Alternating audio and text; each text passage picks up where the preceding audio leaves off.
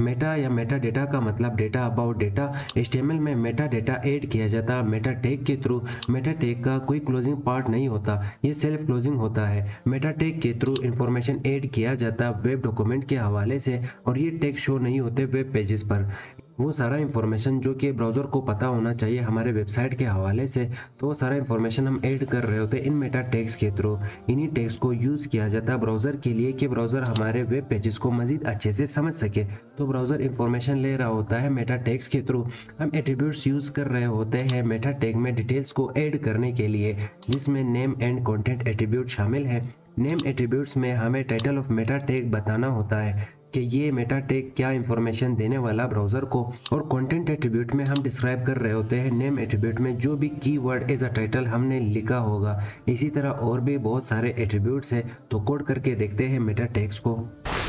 तो यहाँ पे मैं आ चुका हूँ अपने कोड एडिटर में, और इसी कोड एडिटर को मैंने रन किया है, और जो भी हमारा कोड यहाँ पे होगा उसे मैंने रन किया है एज अ लाइव सर्वर। तो इस साइड पे हमें रिजल्ट दिख रहा होता है जो भी चीज़ें हम यहाँ पे लिख रहे होंगे। तो सबसे पहले जो HTML का सिंटैक्स है या जो बॉयलर प्लेट कोड है वो शिफ्ट के साथ 1 की प्रेस करने से हम यहाँ पे हासिल कर लेते हैं। तो यहाँ पे जो फर्स्ट ऑप्शन होगा इमेज के नाम से, इस पर हमने क्लिक करना है, तो यहाँ पे बेसिक जो HTML का सिंटैक्स है वो हमें मिल जाएगा। और यहाँ पे पहले से कुछ मेटा टैग्स ऐड हो चुके हैं हमारे इस कोड में।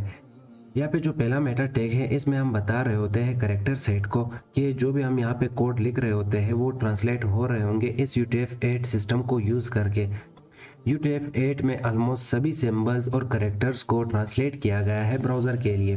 तो इसमें हम बता रहे होते हैं कि हम यहाँ पे UTF-8 सिस्टम यूज़ करने वाले हैं। Next Meta tag internet explorer के लिए लिखा गया है कि नीचे हम जो भी कोड यहाँ पे लिखने वाले हैं तो वो इंटरनेट एक्सप्लोरर के वर्जन 8 और 9 में भी सपोर्टेड हो, मतलब वहाँ पे भी चल सके। तो उसी के लिए ये लाइन ऑफ कोड लिखा गया है। नेक्स्ट मेटा टैग को लिखा गया है व्यू पोर्ट के हवाले से। तो व्यू पोर्ट क्या होता है, यहाँ पे जो व्हाइट एरिया हमें दिख रहा होता है ये व्हाइट एरिया व्यू पोर्ट होता है। तो ये हर स्क्रीन में अलग होता है। मोबाइल में देखोगे तो ये स्क्रीन छोटा होता है, डेस्कटॉप पे देखोगे तो ये वाला जो साइड बार है या जो ब्राउजर का हमें स्क्रीन दिख रहा होता है ये बड़ा होता है। तो हर डिवाइस में ये जो व्यू पोर्ट का स्क्रीन है ये अच्छे से दिखे, तो इसके लिए ये लाइन ऑफ कोड लिखा गया है या ये मेटा टैग यूज़ किया गया है। इसके अलावा और भी बहुत सारे मेटा टैग्स है, जैसे कि मैं यहाँ पे लिखता हूँ। यहाँ पे मैंने कुछ मजीद मेटा टैग्स लिख लिए, जैसे कि पहला मेटा टैग यहाँ पे आ रहा है कि नेम डिस्क्रिप्शन, मतलब ये हमारे वेबसाइट का डिस्क्रिप्शन बता रहा होता है, जिसमें हमने लिखा है कि ये वाला वेबसाइट किस चीज़ के हवाले से लिखा गया है या किस चीज़ को रिप्रेजेंट कर रहा है। तो इसमें मैंने यहाँ पे एक छोटा सा डिस्क्रिप्शन लिखा है। तो आप भी अपने वेबसाइट के हवाले से एक डिस्क्रिप्शन ऐड करोगे कि कोई भी इंसान अगर सर्च कर ले आपकी वेबसाइट को, जैसे कि यहाँ पे ब्राउज़र है, अगर इसमें मैं सर्च कर लेता हूँ व्हाट इज़ HTML, मैंने यहाँ पे सर्च कर लिया व्हाट इज़ HTML, मैंने इंटर कर लिया। इंटर करने के बाद यहाँ पे नीचे हमें कुछ ये टेक्स्ट मिलता है, यहाँ पे देख सकते हो। यहाँ पे ये जो नीचे टेक्स्ट मिलता है ये टेक्स्ट हमें यहाँ पे डिस्क्रिप्शन के थ्रू ऐड करना होता है। यहाँ पे जो W3 स्कूल है इसने भी यहाँ पे एक डिस्क्रिप्शन यूज़ किया है। तो यहाँ पे इसके सामने जो टेक्स्ट और 2 लाइन हमें जो दिख रहे होते हैं, और बाकी वेबसाइट के भी यहाँ पे जो 2 लाइन ऑफ डिस्क्रिप्शन हमें दिख रहा होता है, ये इसी टैग के थ्रू यूज़ किया जाता है और ऐड किया जाता है, जिसमें अपने मेटा टैग लिखना होगा, फिर नेम लिखना होगा, और नेम में आप डिस्क्रिप्शन बता रहे होंगे कि ये जो मेटा टैग है ये वेबसाइट का डिस्क्रिप्शन रिप्रेजेंट करने जा रहा है। और इसके बाद कंटेंट में आप वो टेक्स्ट लिखोगे जो भी टेक्स्ट आपने अपने वेबसाइट के हवाले से बताना होता है, जैसे कि इन्होंने यहाँ पे बताया इस तरह से टेक्स्ट आप ऐड करोगे अपने वेबसाइट के हवाले से। इसी तरह नेक्स्ट यहाँ पे मेटा टैग को मैंने यूज़ किया है कीवर्ड्स के हवाले से। कीवर्ड्स क्या होते हैं, जो भी चीज़ें हम यहाँ पे सर्च करते हैं वो सारा कीवर्ड है। जैसे कि मैंने यहाँ पे HTML को सर्च कर लिया तो HTML एक कीवर्ड है। इसी तरह अगर मैं यहाँ पे CSS को सर्च कर लेता हूँ तो CSS एक कीवर्ड है। तो जिस वेबसाइट में भी CSS कीवर्ड मौजूद होगा वही हमारे फ्रंट पे आएगा। जैसे कुछ देर पहले मैंने व्हाट इज़ HTML सर्च कर लिया था, तो इन वेबसाइट में HTML का कीवर्ड मौजूद है तभी तो ये फ्रंट पे आए। तो हमें अगर देखना है कि इन्होंने कौन से कीवर्ड्स यूज़ किए हैं या ऐड किए हैं, तो हम यहाँ पे इस पर एक दफ़ा क्लिक कर लेते हैं। क्लिक करने के बाद हम इस पर राइट क्लिक करेंगे, नीचे नीचे बॉटम में हमें दूसरा ऑप्शन, सेकेंड लास्ट ऑप्शन मिल रहा होगा व्यू पेज सोर्स के नाम से, हम इस पर क्लिक करते हैं। इसी में इस पर क्लिक करूंगा तो थोड़ी देर में इस वेबसाइट के जितने भी कोड्स होंगे वो हमारे सामने आ जाएंगे।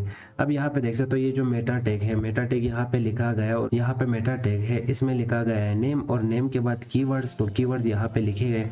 इसके बाद कंटेंट में देखोगे तो इसके पास जितना भी इंफॉर्मेशन है और जो कोर्सेज इसने अपलोड किए हैं वो सारे कीवर्ड्स इसने यहाँ पे लिख रखे। तो यहाँ पे देख सकते हो इस वेबसाइट में बहुत सारे कीवर्ड्स मौजूद हैं। अगर मैं स्क्रॉल करूंगा तो यहाँ पे देख सकते हो बहुत सारे कीवर्ड्स हैं, क्योंकि इन सब के नोट्स इन्होंने अपलोड करके रखे अपने सेम वेबसाइट के ऊपर।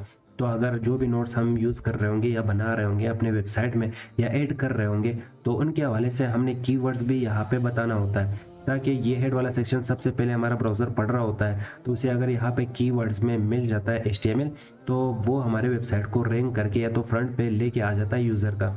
इसी तरह मैंने और भी यहाँ पे कुछ कीवर्ड्स यूज़ करके रखे हैं, तो कीवर्ड्स कुछ इस तरह से आप अपने वेबसाइट के लिए लिख सकते हो। इसके बाद नेक्स्ट मेटा टैग यहाँ पे हमने यूज़ किया है ऑथर के लिए, कि इस वेबसाइट का ऑथर कौन है या कौन चला रहा है या इसका मालिक कौन है वगैरह।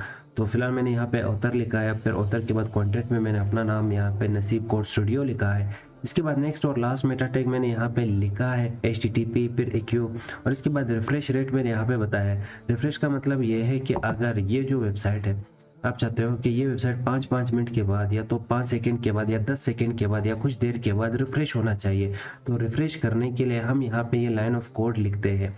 तो रिफ्रेश में यहाँ पे HTTP मतलब ये लाइन ऑफ कोड मैंने यहाँ पे लिखा।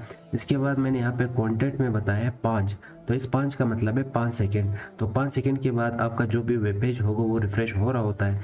पर मैंने यहाँ पे एक और कोड लिखा है और एक URL यूज़ किया है, और इस URL में मैंने यहाँ पे इस वेबसाइट का, जो कि लास्ट वेबसाइट अभी मैं विजिट कर चुका हूँ, इस वेबसाइट का मैंने यहाँ पे नाम दिया है। इसका मतलब क्या है कि जैसे 5 सेकंड हो जाएंगे इस वेबसाइट को ओपन करने के बाद, तो आपने जंप करना है इस URL पे और इस वेबसाइट को अपने ओपन करके यूज़र के सामने लेके आना है ऑटोमेटिक। तो हम यहाँ पे क्लिक वगैरह कुछ नहीं करने वाले। जैसे 5 सेकंड गुजर जाएंगे तो ये URL पे जो भी वेबसाइट मौजूद होगा वो फ्रंट पे आ जाएगा। तो ये थे कुछ मेन मेटा टैग्स जो कि बहुत ही ज़्यादा ज़रूरी होता है हमें समझना, और HTML में हमें ये आना चाहिए। जिसे हम वेबसाइट बना रहे होंगे तो ये मेटा टैग्स हमें ऐड करना चाहिए अपने वेबसाइट के हवाले से। तो लास्ट वाला जो मेटा टैग है ये ऑप्शनल है, अगर आप यूज़ करना चाहो तो यूज़ कर लो, ना करना चाहो तो आप इसे रहने दे सकते हो। तो अगर आप वेबसाइट बना रहे हो तो ये टैग्स और ये मेटा टैग्स आपको आने चाहिए, और तो ये आपने ज़रूर ऐड करने अपने वेबसाइट के हवाले से। तो बस इस वीडियो में इतना ही, मिलते हैं फिर नेक्स्ट वीडियो में।